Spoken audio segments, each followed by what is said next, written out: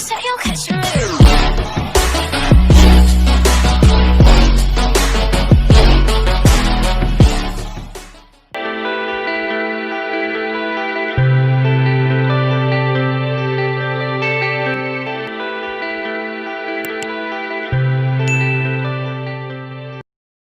नमस्कार। अपरिमेय संख्याओं से संबंधित कुछ प्रश्न इसके पहले हमने हल किए हैं। अब आज हम प्रश्नावली 2.2 के कुछ अन्य प्रश्न और हल करेंगे जो कि अपरिमेय संख्याओं से संबंधित ही है। सरल कीजिए 5 धन वर्गमूल 3 बटे 2 ऋण वर्गमूल 3 धन 2 ऋण वर्गमूल 3 बटे 2 धन वर्गमूल 3। अब इसको हल करने के लिए क्या करेंगे, हम देखते हैं कि यहाँ पर हर में 2 ऋण वर्गमूल 3 और यहाँ पर 2 धन वर्गमूल 3 है और 2 अलग अलग परिमेय संख्याएं हैं, तो इसको तिर्यक गुना कर देंगे। तिर्यक गुना करने पर यह क्या हो जाएगा, 5 धन वर्गमूल 3 गुना हो जाएगा 2 धन वर्गमूल 3 धन हो जाएगा यह 2 ऋण वर्गमूल 3 गुना 2 ऋण वर्गमूल 3 बट्टे हो जाएगा 2 ऋण वर्गमूल 3 गुना 2 धन वर्गमूल 3। अब हम देखते हैं कि यहाँ पर 2 ऋण वर्गमूल 3 और 2 ऋण वर्गमूल 3 समान संख्याएं हैं, तो इसका गुना है। तो आपको पता ही है ए ऋण बी स्क्वायर या ए ऋण बी का स्क्वायर इक्वल क्या होता है, A square minus 2ab plus B square. और यहाँ पर 2 ऋण 3 और यहाँ पर है 2 धन 3, तो इसके लिए ए धन बी ए ऋण बी का सूत्र का उपयोग करेंगे तो इसके इक्वल होता है A square minus B square.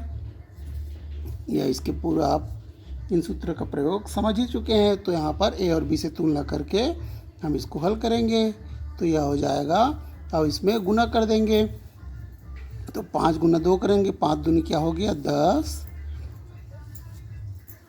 चलो पहले ना 5 से करेंगे 2 धन वर्गमूल 3 धन हो जाएगा वर्गमूल 3, तो 2 धन वर्गमूल 3 फिर धन 2 ऋण वर्गमूल 3 और 2 ऋण वर्गमूल 3 में इस सूत्र का प्रयोग करेंगे ए ऋण बी पूरे का स्क्वायर वाला, तो यह हो जाएगा 2 का स्क्वायर ऋण 2 गुना हो गया 2 और गुना वर्गमूल 3 फिर हो गया धन वर्गमूल 3 का स्क्वायर हो गया बटे। अब यहाँ पर 2 ऋण वर्गमूल 3 गुना 2 धन वर्गमूल 3 में ए धन बी ए ऋण बी इक्वल ए स्क्वायर माइनस बी स्क्वायर सूत्र का प्रयोग करेंगे तो यह हो जाएगा 2 का स्क्वायर माइनस यह हो जाएगा वर्गमूल 3 का स्क्वायर। अब यह हो जाएगा 5 का गुना करेंगे, 5 दूनी क्या हो गया 10 धन 5 वर्गमूल 3 धन 2 वर्गमूल 3 धन वर्गमूल 3 का गुना करेंगे तो 3 आएगा धन यहाँ पर हो गया 2 दूनी 4 ऋण 2 दूनी हो गया 4 वर्गमूल 3 धन यह हो गया वर्गमूल 3 का गुना 3 बट्टे हो जाएगा 2 दूनी 4 ऋण वर्गमूल 3 का गुना हो जाएगा 3। अब यह हो जाएगा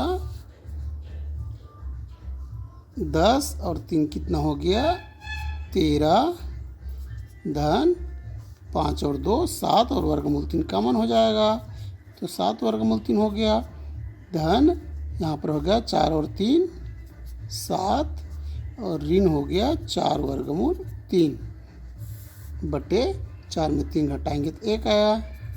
अब यह हो जाएगा 13 और 7 को जोड़ देंगे तो हो जाएगा 20 और यहाँ पर 7 वर्गमूल 3 में 4 वर्गमूल 3 घटाएंगे तो वर्गमूल 3 कॉमन होगा और 7 में 4 घट जाएगा तो बचेगा 3, तो 3 वर्गमूल 3। इस प्रकार से हमारा जो प्रश्न है 5 धन वर्गमूल 3 बटे 2 ऋण वर्गमूल 3 धन 2 ऋण वर्गमूल 3 बटे 2 धन वर्गमूल 3 का सरल रूप क्या होगा? 20 धन 3 वर्गमूल 3 होगा। अब हम अगला सवाल हल करते हैं। अब हम दूसरा प्रश्न लेते हैं। दूसरा प्रश्न है यदि x बराबर 3 ऋण 2 वर्गमूल 2 तो x धन 1 बटे x का मान ज्ञात कीजिए। ये पहला हमने लिया 2.2 के, और यह दूसरा प्रश्न है। तो यहाँ पर x बराबर दिया है 3 ऋण 2 वर्गमूल 2, तो हम इसको हल करेंगे तो यह हो जाएगा x धन 1 बटे x बराबर क्या हो जाएगा? 3 ऋण 2 वर्गमूल 2 धन 1 बटे 3 ऋण 2 वर्गमूल 2, यह हो जाएगा। अब क्या करेंगे? 3 ऋण वर्गमूल 2 3 ऋण 2 वर्गमूल 2 का परिमेय गुणक क्या है? 3 धन 2 वर्गमूल 2 का गुणा करने पर किसमें करेंगे? अंश और हर में उसको गुणा कर देंगे और उसको परिमेयीकरण पहले कर देंगे हर का। तो यह हो जाएगा बराबर, यह हो जाएगा 3 ऋण 2 वर्गमूल 2 अपने स्थान पर धन 1 बटे 3 ऋण 2 वर्गमूल 2 गुना 3 धन 2 वर्गमूल 2 बटे 3 धन 2 वर्गमूल 2। क्यों इसको गुना किए? ताकि हमें हर का हम परिमेयीकरण कर सकें। तो अब यह हो जाएगा 3 ऋण 2 वर्गमूल 2 धन, जिसे 1 से गुना करेंगे तो 3 धन 2 वर्गमूल 2 हुआ। और यह सूत्र a ऋण b a धन b बराबर a square minus b square से यह क्या हो जाएगा? 3 का स्क्वायर माइनस 2 वर्गमूल 2 का स्क्वायर हो जाएगा। तब अब यह होगा 3 ऋण 2 वर्गमूल 2 धन 3 धन 2 वर्गमूल 2 बटे 3 तिहाई हो गया 9 और 2 दूनी 4, 4 दूनी क्या हो गया 8। 2 वर्गमूल 2 का जब गुना करेंगे हम तो क्या होगा? तो 2 और 2 का गुना आ जाएगा, 2 दूनी 4 और वर्गमूल 2 का गुना 2, तो बराबर 8 आ गया। तो इस प्रकार से 8 हो गया। अब यहाँ पर 9 में 8 घटाएंगे तो 1 बचेगा, और ये बचा 3 ऋण 2 वर्गमूल 2 धन 3 धन 2 वर्गमूल 2 बराबर 3 और 3 जुड़ जाएगा, ये हो जाएगा 6, और ऋण 2 धन 2 कैंसिल हो जाएगा या शून्य हो जाएगा।